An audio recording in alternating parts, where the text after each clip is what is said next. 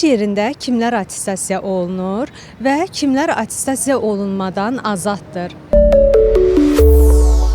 Əmək Məcəlləsinə əsasən işçilərin peşəkarlıq səviyyəsini və tutduqları vəzifəyə uyğunluğunu yoxlamaq məqsədi ilə attestasiya keçirilə bilər və bu, adətən işçilər üçün 3 ildə, elmi işçilər üçün isə 5 ildə bir dəfədən çox olunur. Ümumi qayda olaraq Əmək Məcəlləsinin 66-cı maddəsində nəzərdə tutulan istisnalar olmaqla digər işçilər attestasiyaya cəlb edilə bilər. Attestasiyaya cəlb edilməyən işçilərə gəlincə, həmin maddəyə əsasən vətənin müdafiəsi və ərazi bütövlüyü uğrunda hərbi əməliyyatlarda xəsarət almış və əlilliyi müəyyən edilmiş şəxslər, dövlət tərtifləri və fəxri adlar almış işçilər, eyni vəzifədə 5 ildən az çalışan məcburi köçkün və qaçqınlar, hamilə qadınlar, 3 yaşınadək uşağına görə sosial məzuniyyətdə olan və məzuniyyətdən qayıtdıqdan sonra 1 ildən az çalışan qadınlar, uşağını tək başına böyüdən kişilər, 18 yaşınadək işçilər, eyni vəzifədə faktiki olaraq 1 ildən az işləyən şəxslər, eyni vəzifədə artıq azı 3 dəfə attestasiyaya cəlb olunaraq vəzifəyə uyğunluğu təsdiqlənmiş işçilər, kollektiv müqavilələrlə attestasiyadan azad edilən,